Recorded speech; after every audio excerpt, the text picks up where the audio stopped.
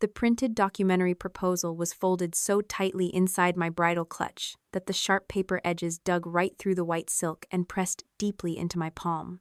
My new husband, Caleb, had told me to leave the papers in the hotel safe. But when you manage a transitional housing program for women escaping controlling families, you learn never to let your leverage out of your sight. My name is Laurel.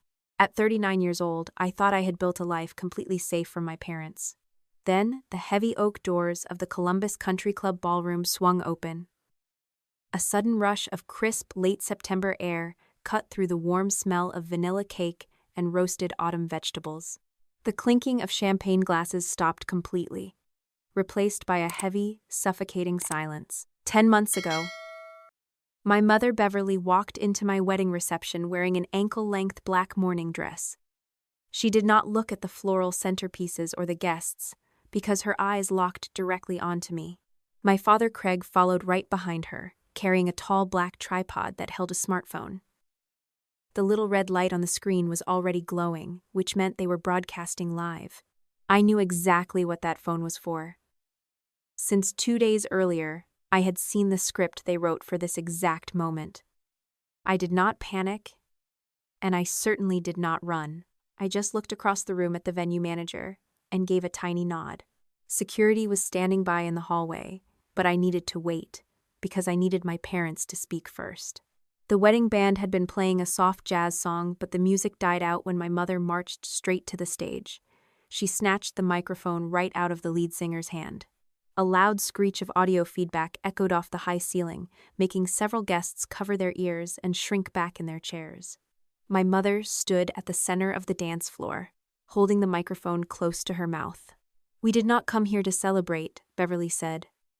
Her voice echoed, thick with practiced sorrow. "We are in mourning. We are wearing black because the daughter we raised is dead to us." Complete silence fell over the room. I could hear someone gasp near the back tables. My father stood a few feet away from his wife, adjusting the angle of the phone to make sure we were all in the frame. He kept tapping the screen, checking the viewer count.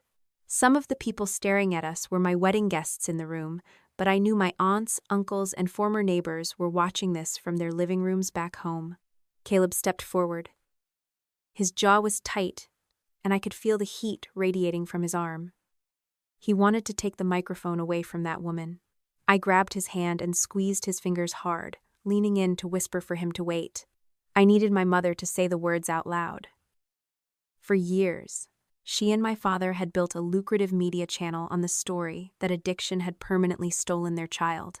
They never told their followers that I had successfully finished my treatment. I needed them to confirm their lie on their own live stream.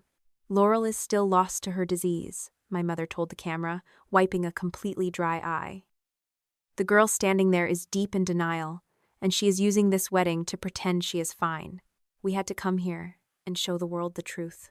There it was. Beverly had just called me an active addict.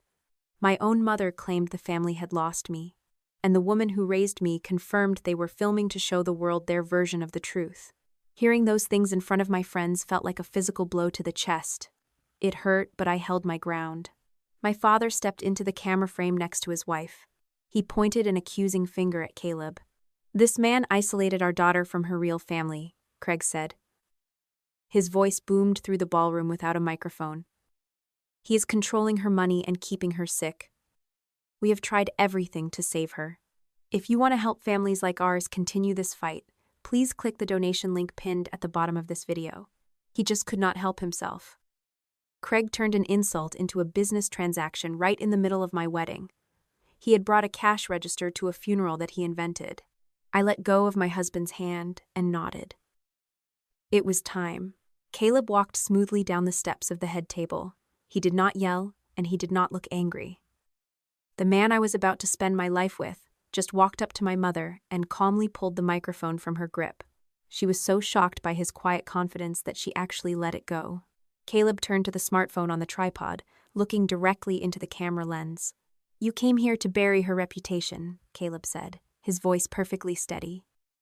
"Unfortunately for you, I brought proof. My wife asked me to let you finish your performance first." He reached into his suit pocket and pulled out a small remote, pressing a single button. The large projector screen behind the stage, which was supposed to show a slideshow of our childhood photos, suddenly flickered to life. A massive image of an email filled the screen. It was dated 7 years ago, and the sender was Beverly Mercer. The text was highlighted in bright yellow so everyone in the room and everyone watching the live stream could read it clearly. "I am so proud of you for finishing your treatment," the email read. "Your counselor said your recovery is completely stable." I looked at my mother. The tragic, weeping expression on her face vanished, and her mouth dropped open.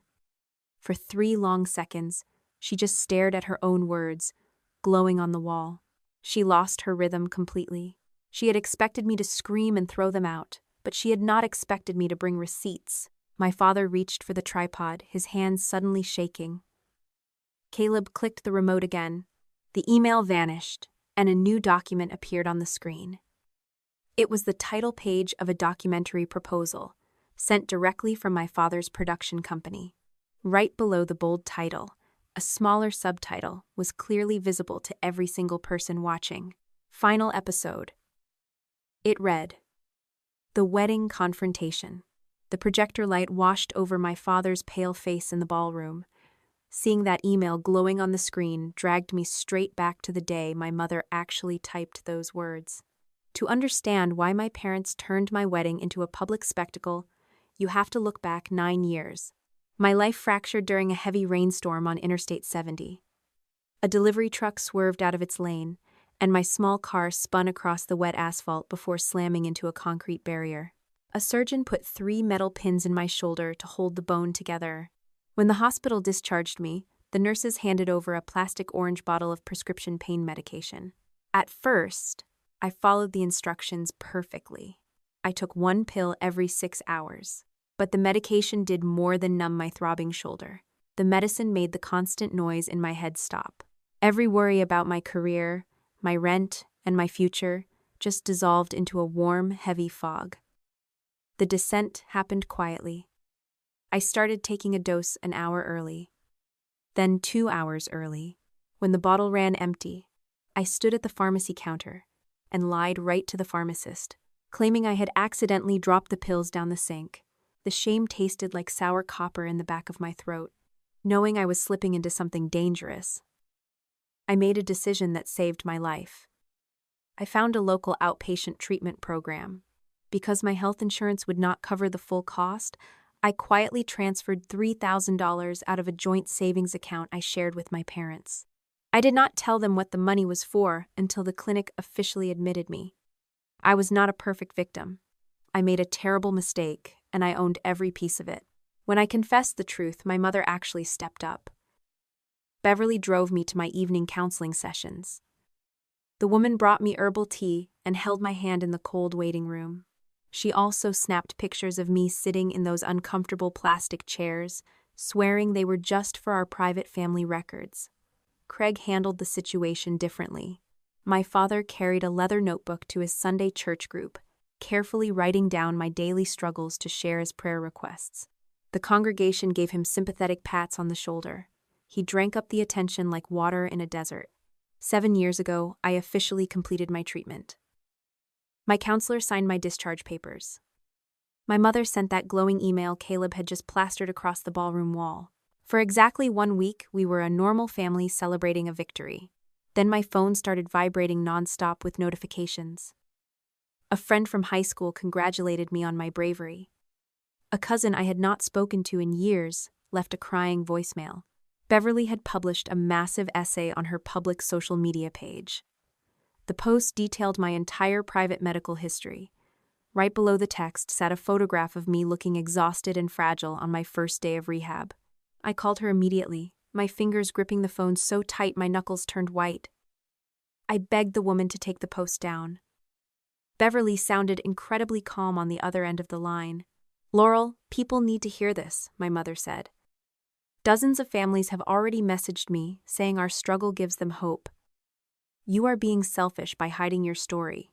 I sent a long text message that same night, explicitly demanding she remove my medical records from the internet. She completely ignored the message. The likes and shares kept climbing. My father noticed the engagement numbers. Craig had always been a man looking for a profitable angle. A month later, a local community center invited him to speak about family hardship. I refused to attend. He went anyway, using my initials and displaying my old photographs on a large screen. The organizers handed him a check for $500 at the end of the night. That small speaking fee changed the course of my family forever. The money planted a dark seed in my father's mind, but the public adoration truly changed my mother. Beverly discovered that the community adored her much more when she was weeping. A mother with a healthy, recovered daughter is just a regular person with a normal life. A mother fighting a desperate, losing battle against a terrible disease is a tragic hero. Because of that twisted logic, their public story began to shift. The narrative stopped being about my successful recovery. Instead, my parents started using phrases like the daughter we lost and the ongoing nightmare we face. I thought they were just exaggerating to get sympathy from church friends. I had no idea they were building a corporate brand. I moved to Columbus and threw myself into my new job, managing a transitional housing program. I helped abused women set firm boundaries, while completely failing to enforce my own. I stopped going home for the holidays, hoping distance would make my parents lose interest in my life. The silence worked for a few years. Then, one Tuesday afternoon, a coworker walked over to my desk. She looked incredibly uncomfortable. The young woman slid her personal phone across my desk, pushing it right over my paperwork. "Laurel, I am so sorry," my coworker whispered. "Is this really your family?" I looked down at the bright screen. The application was open to a professionally edited video with over 50,000 views. The bold title read, "When Your Addicted Child Chooses Drugs Over Family." Right beneath those words, serving as the thumbnail, was a picture of my face from the day I woke up from my shoulder surgery. The thumbnail image burned into my retinas.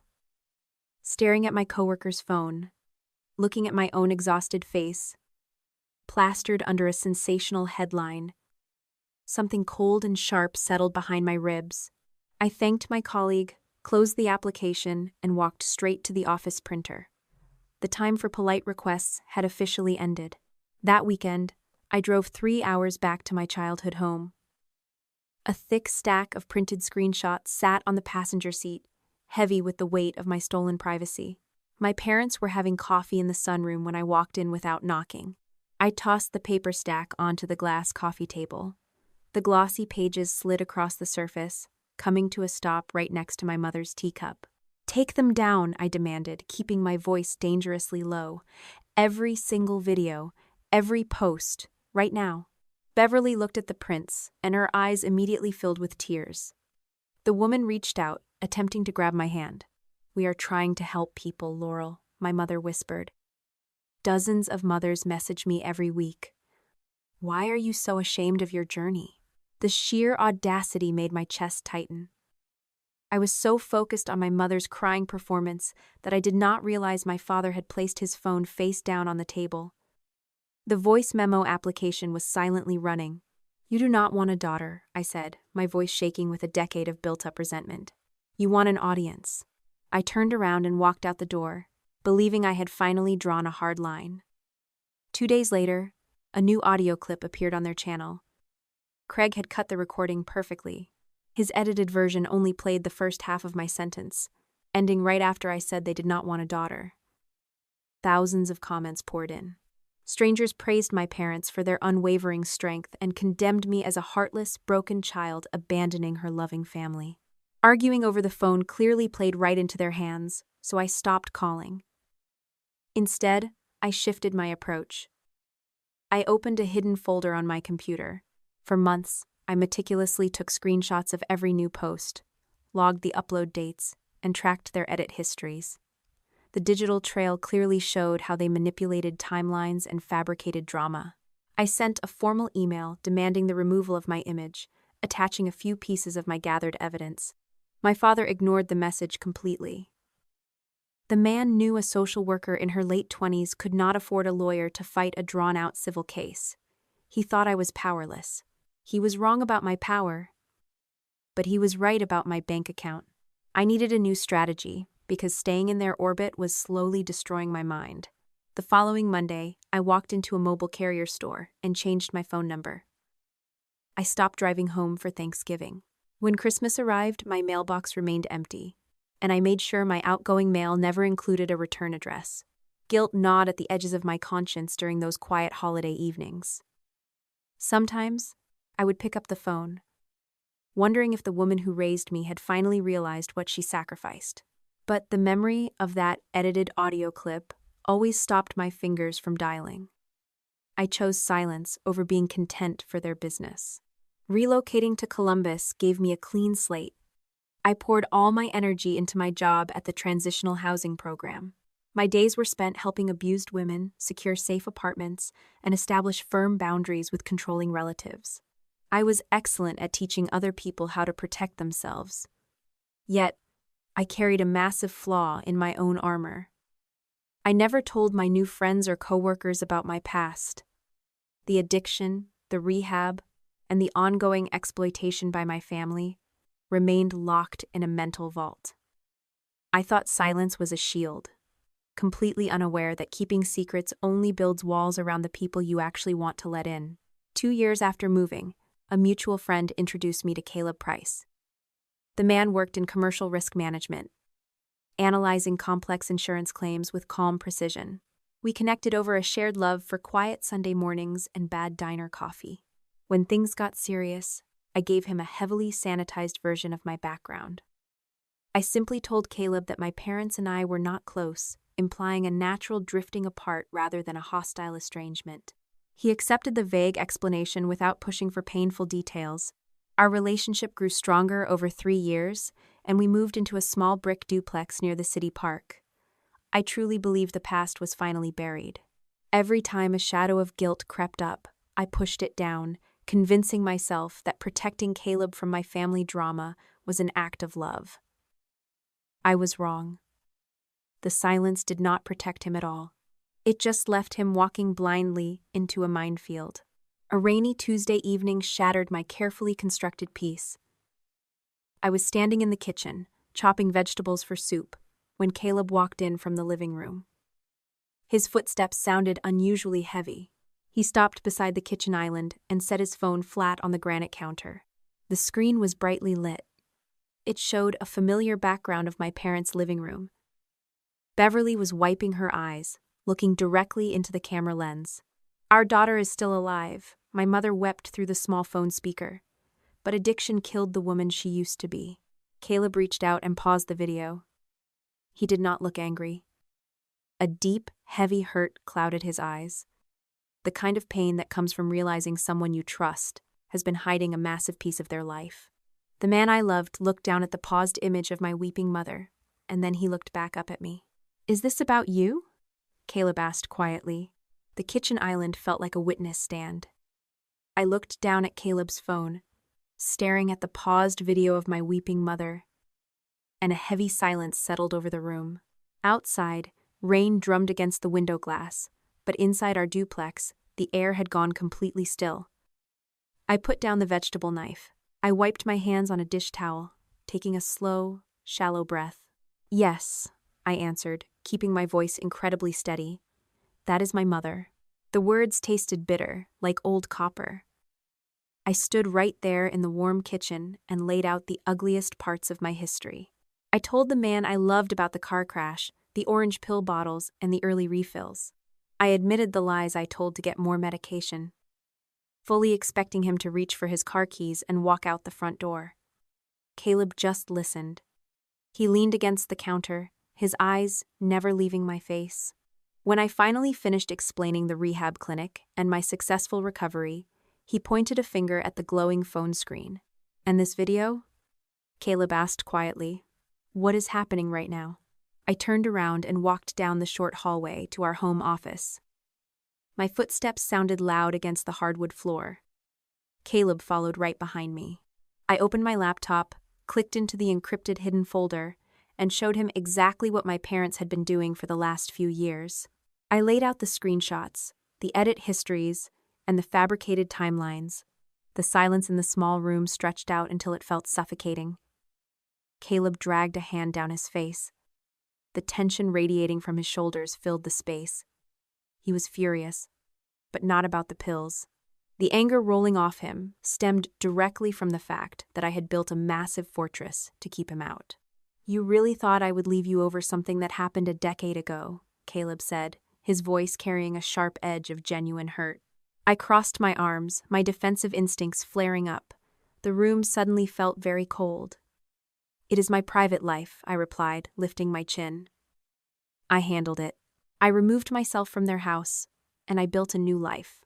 The man shook his head, stepping close enough that I could smell his clean cedar soap. "Your secrets do not just protect you, Laurel," he told me. "They build a wall that prevents me from standing beside you when you are under attack." That single sentence shattered the ice in my chest. I suddenly realized my fierce independence had slowly morphed into complete isolation. We sat down on the faded office rug, and we made a formal agreement. I transferred the entire evidence folder to his computer, giving him full access to the digital trail, but I also looked him straight in the eyes and laid down a strict, non-negotiable boundary. "You cannot call them," I told him, enunciating every word. "You cannot fix this for me behind the scenes. Absolutely no public action happens without my explicit permission." Caleb clearly hated the idea of sitting quietly while two strangers monetized his partner's name, but he nodded. The risk manager agreed to follow my lead, trusting my judgment over his protective instincts. That fragile truce held perfectly for nearly a year, right up until a quiet Sunday morning changed our trajectory. We were sitting on the front porch drinking cheap diner coffee. The autumn air felt crisp against my face. Caleb pulled a small, worn velvet box out of his jacket pocket and set it on the wooden table between our mugs. There was no grand speech, no hidden photographer, and no public spectacle. He simply asked if I wanted to build a real family with him. I said yes, and a terrifying realization immediately followed. An engagement meant a wedding, and a wedding meant a highly visible target. Later that evening, I suggested we just go to the downtown courthouse and sign the marriage papers in secret. Caleb reached across the sofa and took my hand, his thumb tracing the line of my knuckles. He reminded me that hiding meant letting Beverly and Craig dictate the shape of our future. We ultimately decided to host a real wedding, refusing to shrink our happiness just to avoid their cameras. 6 months before the ceremony, a thick cream envelope arrived in our mailbox. The familiar cursive handwriting on the front belonged to my mother. I opened the letter at the kitchen counter, my fingers tracing the expensive textured stationery. Beverly wrote that she desperately missed her only daughter. The woman did not offer a full apology for the videos, but the letter did include the carefully worded phrase, "Mistakes were made." She claimed she just wanted to sit quietly in a church pew and watch me get married, swearing on her faith that she would not bring a camera or mention her media channel to anyone. The plea felt incredibly manipulative. Yet, a tiny, foolish corner of my heart actually wondered if a mother's basic love might occasionally outweigh her desperate need for an audience.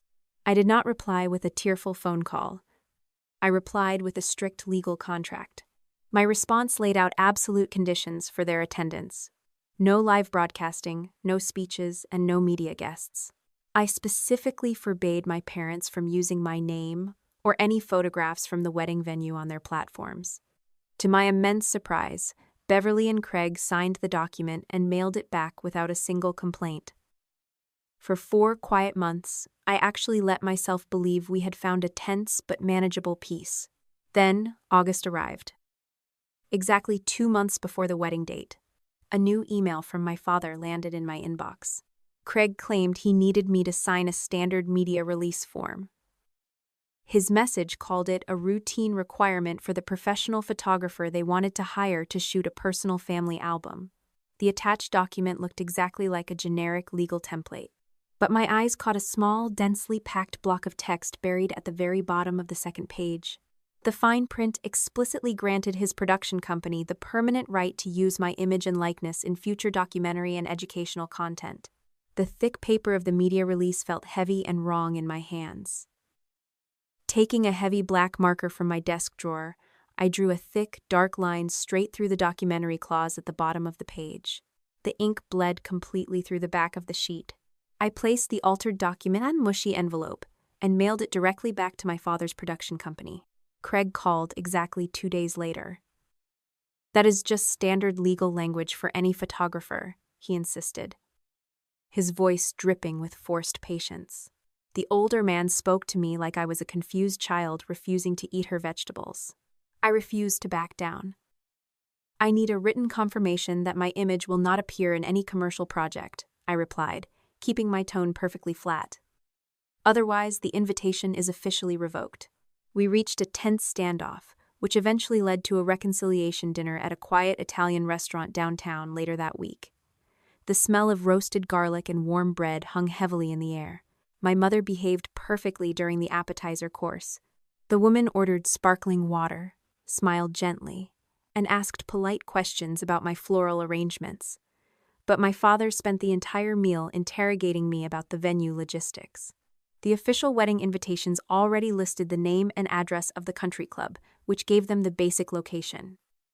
Craig, however, wanted the detailed floor plan. Where exactly is the main stage positioned?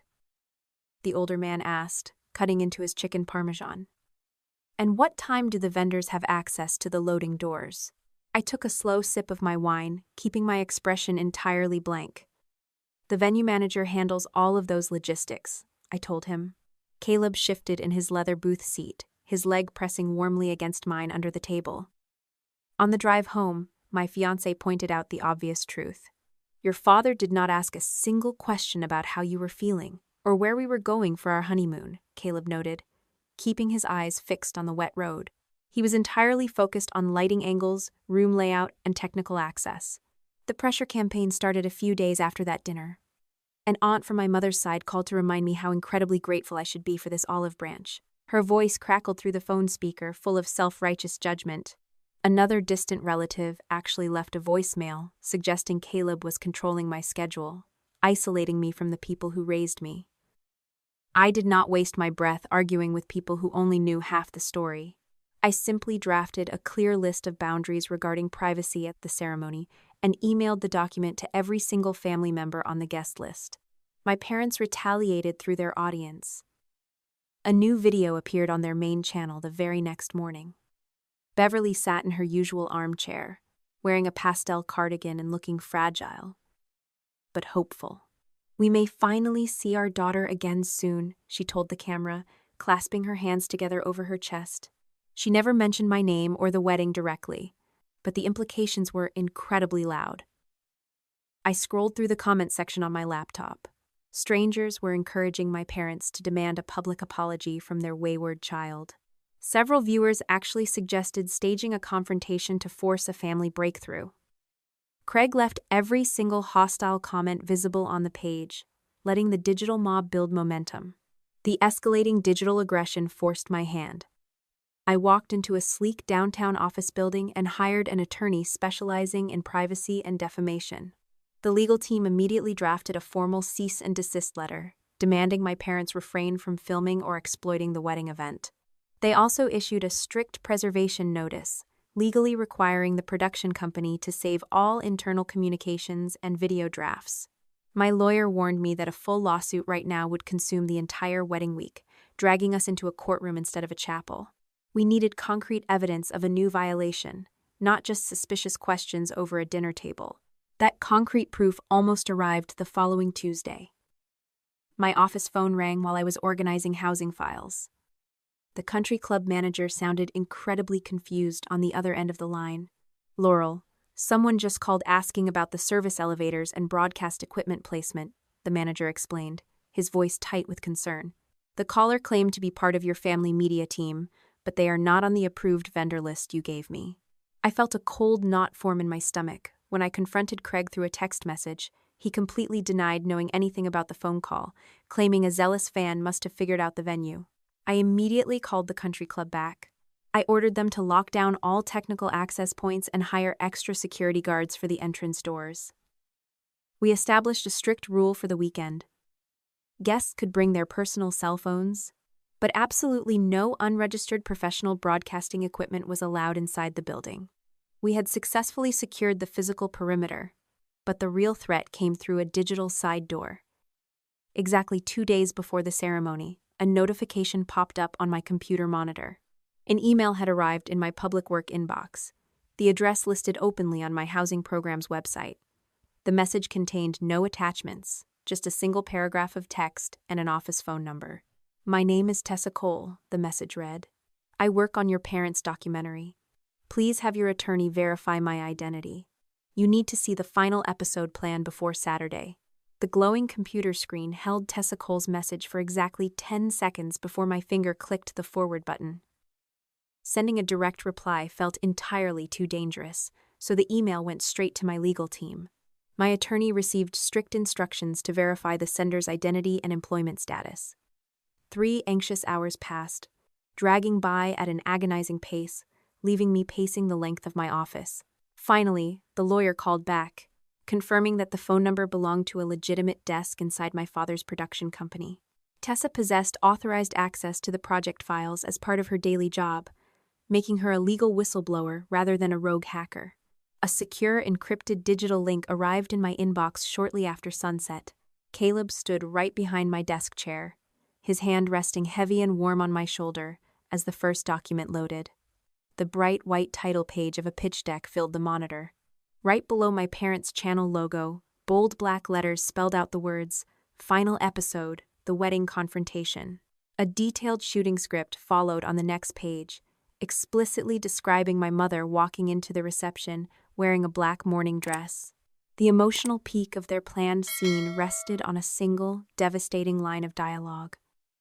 Beverly was scheduled to snatch a microphone and announce to the entire room that their daughter was dead to them. My stomach twisted into a tight, cold knot. The cruelty went far beyond a simple wardrobe choice. Craig had typed out specific camera directions, highlighting a demand to keep the lens focused tightly on my face the moment I started crying or shouting. The production notes openly banked on venue security dragging them out of the ballroom. That exact footage of their physical removal would be edited later, perfectly framed as evidence that a sick, ungrateful child was aggressively rejecting her loving family's intervention. The next file in the folder proved they knew exactly what they were doing. It was a chain of internal messages from 4 years ago. Beverly had forwarded the original email, celebrating my successful completion of rehab to her husband. Craig's reply sat right underneath it, clear as glass. The man wrote that acknowledging a stable recovery complicated the narrative, instructing the editing team to permanently delete any mention of my clinical discharge from their promotional materials. The metadata attached to the file verified the timeline, showing the exact date my father chose a profitable lie over my actual survival. Caleb stepped away from the desk. His boots hit the hardwood floor with sharp, angry thuds. Turning toward the window, his jaw locked tight as he demanded we immediately cancel the country club reservation. My fiancé wanted to move the ceremony to a private courthouse and ban my family completely. "They will just set up their cameras on the public sidewalk outside the courthouse," I told him, keeping my voice quiet but firm. "If we run, they get to control the story again. Craig will just film himself standing in the rain, claiming we locked them out." Running meant surrendering, and I refused to spend my marriage hiding from a camera lens. We spent the next 48 hours engineering a trap. We coordinated with the venue manager, establishing a strict timeline. My parents would get exactly 2 minutes to speak. Security guards were instructed to wait by the doors, moving in only when I gave a specific physical signal. We also mandated that guests could only carry personal cell phones, strictly banning any unregistered professional broadcasting equipment from entering the building. Capturing the truth required an airtight net of independent evidence. My attorney assigned a paralegal to monitor my parents' public social media account from a remote office. The moment a live stream began, the paralegal would start recording the computer screen, capturing the live video feed, the web address, the exact timestamp, and the scrolling comments. Meanwhile, our official wedding videography team received a new set of instructions. They were ordered to keep a wide-angle camera rolling on the dance floor and maintain a direct audio feed from the disc jockey booth, no matter what happened. Finally, the country club manager confirmed their overhead security cameras would run continuously, providing a silent, indisputable visual timeline of every physical movement in the room. Caleb took charge of the counterattack presentation. We sat on the living room rug, sorting through the digital files to build a slideshow. My fingers hovered over my old medical charts, the pages detailing my lowest, most shameful moments. A deep wave of nausea rolled through my chest. I dragged those specific files straight into the digital trash bin. "I am proving they lied about the timeline," I said, looking up at the man I was about to marry. "I am not putting my worst year on a projector screen for a room full of strangers." We narrowed the presentation down to the business pitch deck, the script, and the single email confirming my recovery. The trap was set, the evidence was clean, and my boundaries were locked in place. But the illusion of total control shattered right before midnight on Friday. I was sitting in my hotel room, steaming the wrinkles out of my veil, when my cell phone vibrated on the nightstand. A final, urgent message from Tessa appeared through our encrypted channel. "Craig knows someone leaked the files," the message read. "He has changed part of the plan." The warning from Tessa echoed in my head as my mother snatched the microphone. We had successfully blocked their heavy tripods at the front country club doors, and the security team rigorously checked every vendor bag, confiscating 2 professional broadcasting cameras before the reception even began. But Craig had outsmarted the physical perimeter using an unwitting accomplice. My elderly aunt walked into the ballroom clutching a secondary cell phone, completely believing Beverly needed the device to coordinate a post-wedding driver. That small piece of glass and metal was already logged in to my parents' primary media account, connected directly to a cellular data network, and bypassing the venue network entirely. Hours earlier, their channel had posted an ominous notification for a scheduled broadcast titled, "Tonight, we finally tell the truth about our daughter." Hundreds of neighbors, church members, and distant relatives were already waiting online when the camera went live. Now, my mother stood under the crystal chandelier in her black mourning dress, declaring me dead to the room.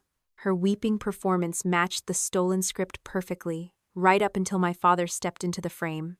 Craig pointed his aggressive finger at Caleb, and the deviation Tessa warned me about finally revealed itself.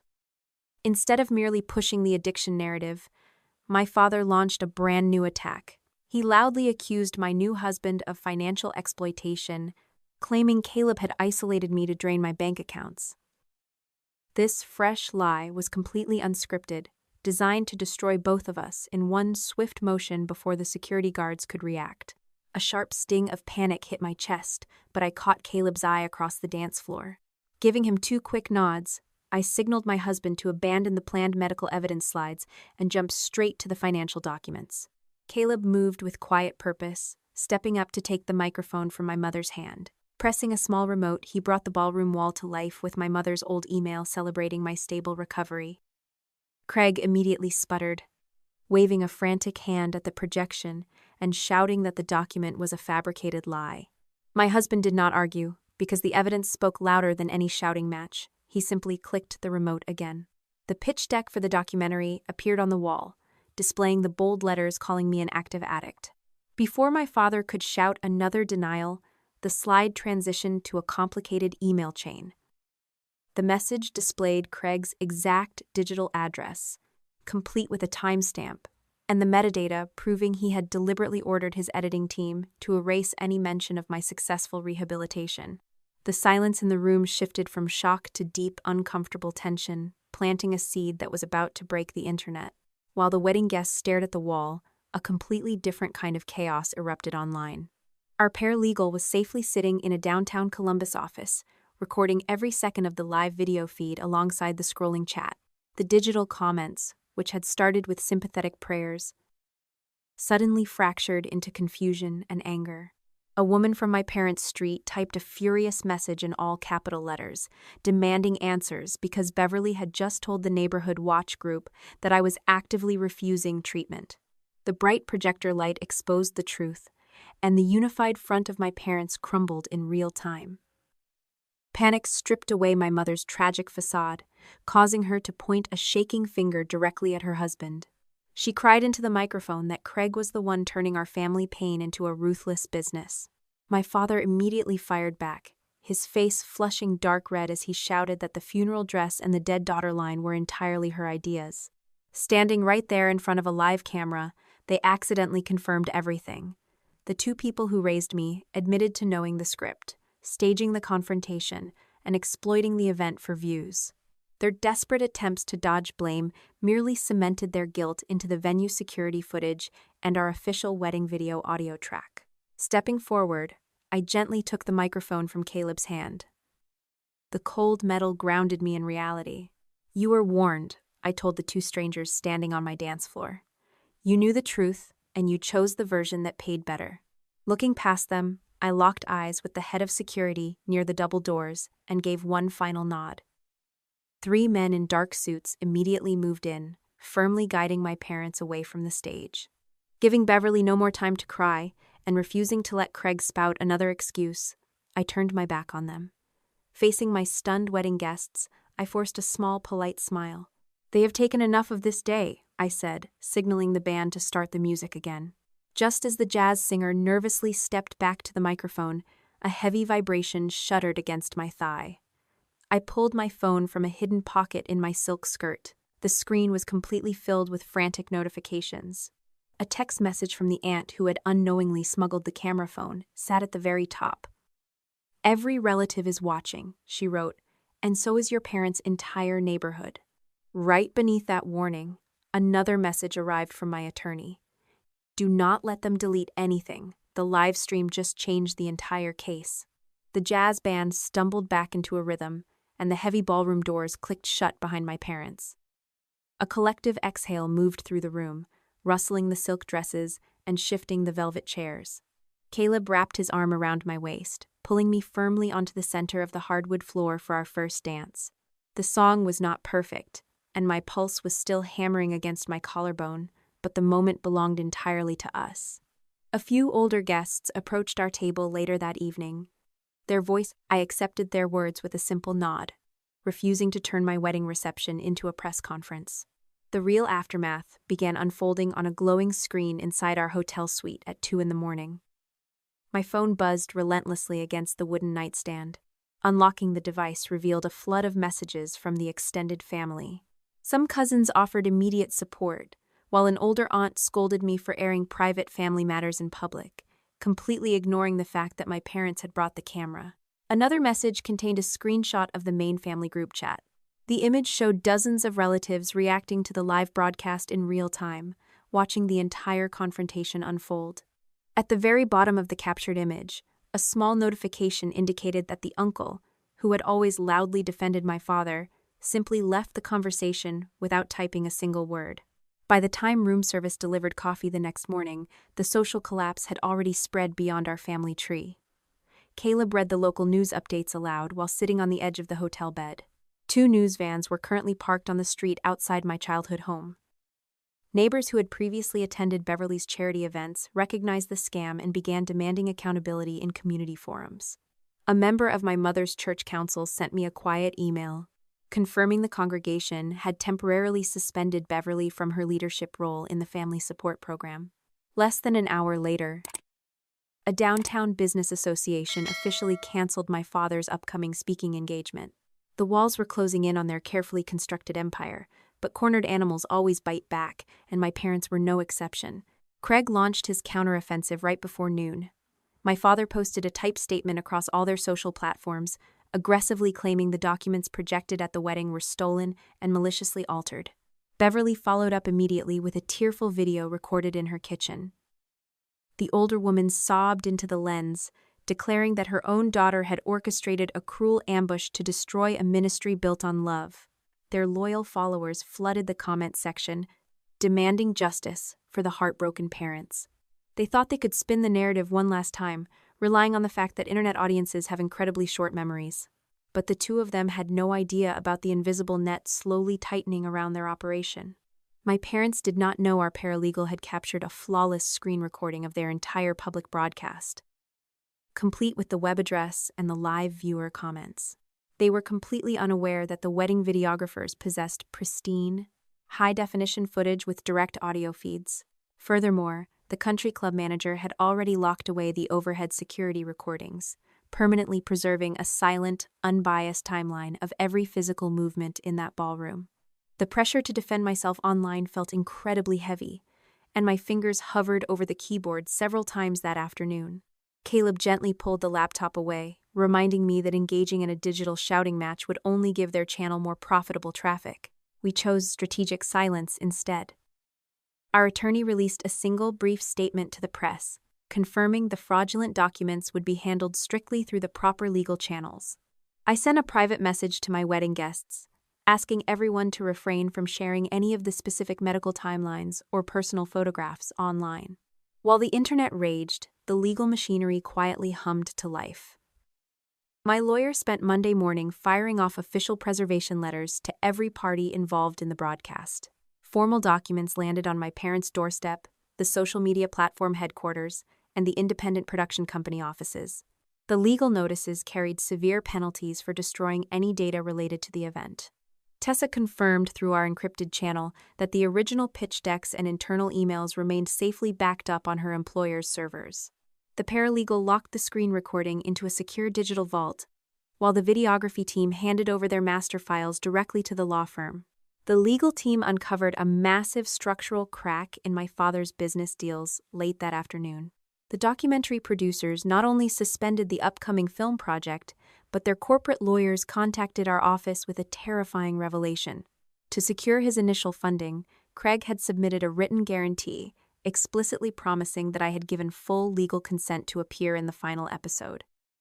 My father had actively forged a promise he could never keep, turning a simple family dispute into a massive breach of contract and an unauthorized use of my personal image. The stakes instantly multiplied, moving from social embarrassment to severe financial liability. Wednesday morning, Caleb and I sat in a sleek glass conference room overlooking the city skyline. Our attorney slid a thin cream folder across the polished mahogany table, placing two very different options right in front of me. "Your parents are panicking," the lawyer explained, tapping the folder. "Their representatives just offered a quiet settlement. You take a fast, generous payout today, sign a non-disclosure agreement, and all the old videos quietly disappear by tomorrow morning. Your second option involves a lengthy public civil suit.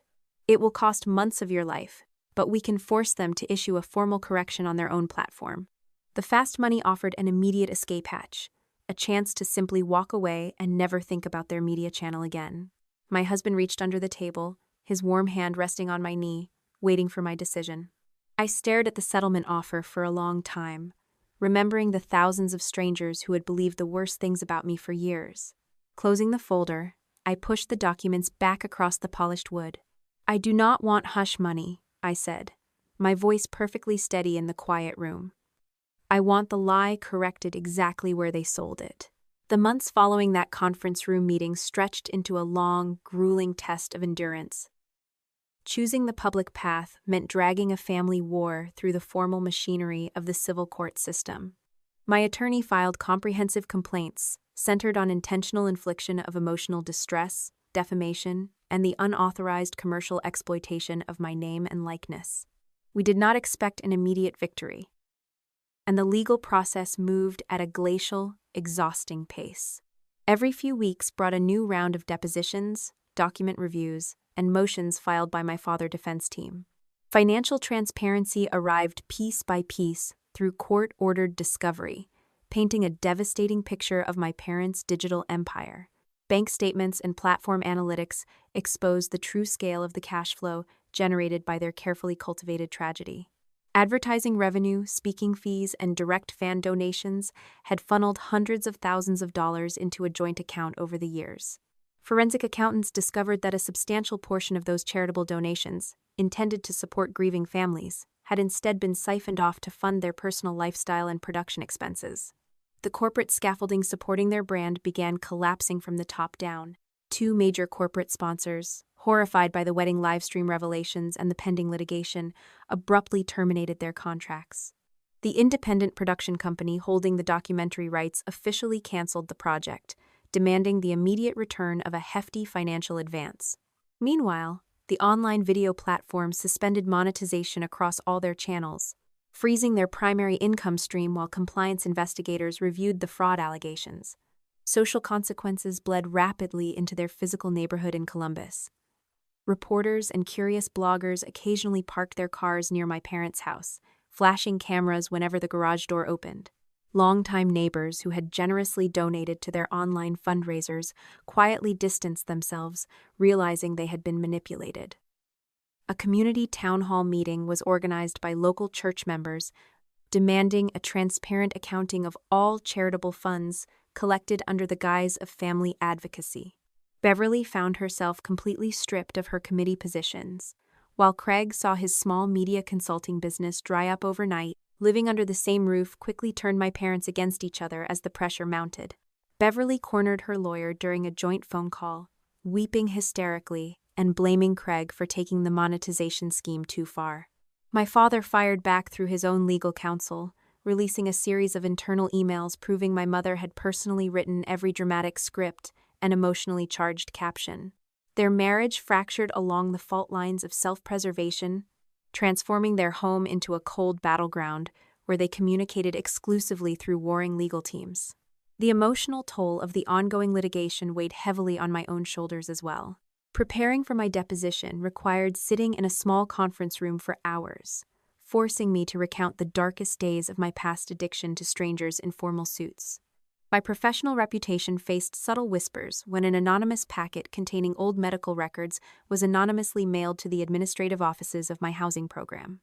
A regional board member pulled me into a private office to express concern over the public drama.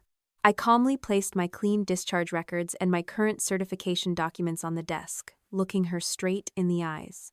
The board voted unanimously to keep me in my position, but the experience left a raw, jagged ache behind my ribs. Through every difficult evening, Caleb remained a steady, unmovable anchor. My husband never once complained about the mounting legal fees or the endless streams of paperwork taking over our dining room table. Whenever exhaustion threatened to swallow me whole, he simply made tea, placed a warm hand on my shoulder, and reminded me why we refused to back down. We were not fighting for revenge. We were fighting for the simple right to define our own reality. The turning point finally arrived 7 months after our wedding day, when our attorney called us back into his glass-walled office. A thick manila folder rested in the center of the mahogany desk, containing the finalized terms of a comprehensive settlement agreement. My parents had exhausted their financial resources, fighting a losing battle against an airtight wall of evidence.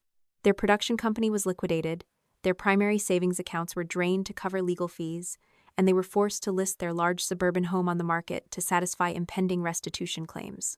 The proposed agreement granted every single demand I had originally made. They agreed to pay substantial financial damages, issue full refunds to donors through a monitored restitution fund, and completely scrub their platforms of every video mentioning my name.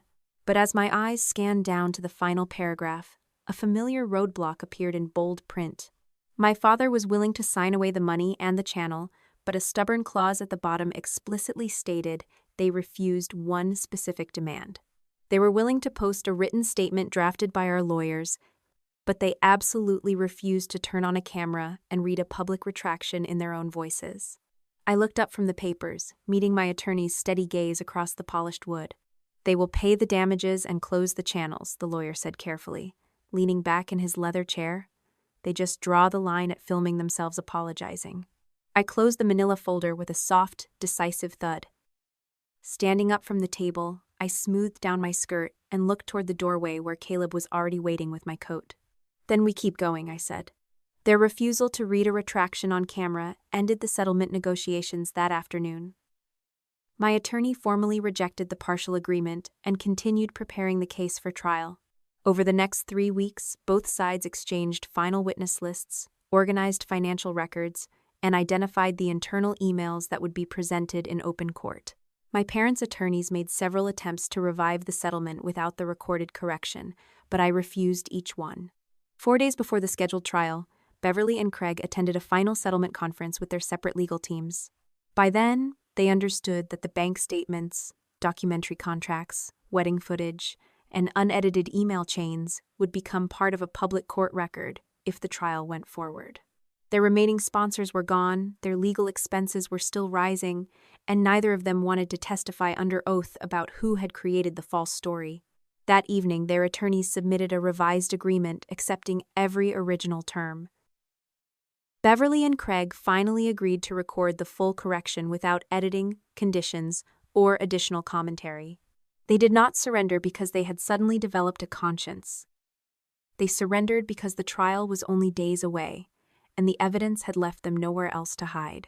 The final financial reckoning dismantled their digital empire piece by piece.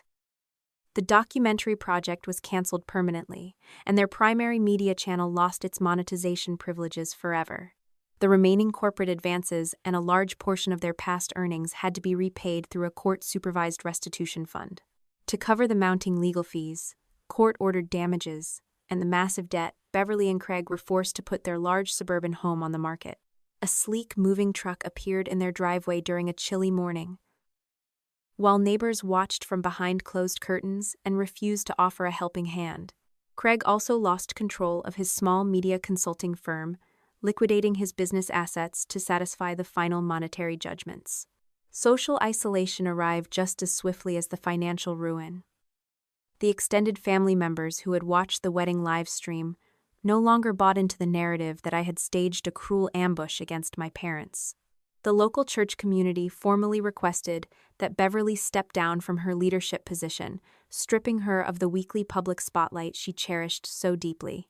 Donors who had contributed to their online fundraisers received official email notices from the platform administrators, complete with instructions on how to claim a full refund from the frozen accounts. Nobody organized a farewell party for them, and no sympathetic friends stepped forward to defend their reputation in public. The mandated video recording session took place inside a neutral legal office under the watchful eye of a court reporter. My parents sat side by side in front of the exact same ring light and fabric backdrop they had used for years to broadcast their fabricated tragedies. There was no emotional background music, no dramatic pauses, and no clever editing tricks allowed. Beverly had to look directly into the camera lens and state clearly that I had successfully completed my medical treatment years ago. She was forced to admit that they knew the truth about my recovery, yet deliberately chose to use misleading language to boost their viewer numbers. Furthermore, she had to confess that they never secured legal permission to exploit my wedding ceremony for commercial entertainment. Craig had to follow her lead immediately. My father looked pale and exhausted as he read his portion of the statement, officially confirming that the documents presented at the wedding were entirely authentic and completely free of digital alteration. When the raw video file arrived at our lawyer office, I did not sit down to watch the entire recording. I only checked the playback timeline to ensure the footage was unedited and that the description box contained the active link for donor refunds. The finished video went live on their primary channel on a Tuesday afternoon, instantly becoming the most watched piece of content they ever produced. The comment section filled up rapidly with shocked messages from former followers who realized they had been systematically deceived for years. I closed my laptop screen, turned away from the notifications, and never opened their channel again.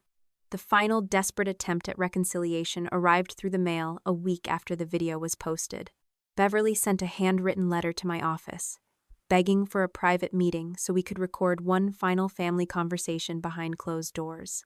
Holding the folded paper in my hand, I realized my mother still viewed human connection as a performance that required an audience or a recording device. Craig did not attempt direct contact, though his lawyer quietly asked if I would permit them to archive a few old holiday videos on a private hard drive. I rejected both requests without a moment of hesitation. 10 months had passed since the afternoon my parents walked into my wedding reception wearing black mourning dresses. Sitting at the wooden kitchen table in our duplex, I opened the medical intake folder for my transitional housing program and picked up a pen. When I reached the section requiring an emergency contact name, my hand did not shake. I drew a neat line through my mother name, crossing out the phone number I had memorized as a child, and wrote down Caleb name instead. My husband walked into the kitchen carrying 2 mugs of coffee, stopping beside my chair to look down at the papers. He reached out, gently setting his hand over mine while we stared at a framed wedding photograph sitting on the counter. In the image, we were smiling brightly under a canopy of autumn leaves, surrounded by friends who loved us for who we were, completely free of empty frames or uninvited guests. I did not spend a single second celebrating the fact that my parents had lost their home and their livelihood. True peace had nothing to do with their punishment, and everything to do with my own release. I finally understood that I did not need anyone to make them love me, because I had simply stopped letting them sell a lie. When someone uses your deepest struggles to build a stage for themselves, you do not have to stay trapped in their script. Protecting your peace sometimes means walking away from the people who are supposed to keep you safe. And that choice does not make you broken. You are allowed to outgrow the versions of yourself that others try to freeze in time, and you never owe anyone your silence just to keep their illusions alive. True strength is not about letting people walk all over you until they finally feel guilty. It is about drawing a sharp, unyielding line and refusing to let anyone else define your worth. Have you ever had to walk away from someone who loved the idea of your struggle more than they loved you? And how did you finally find the courage to reclaim your own story?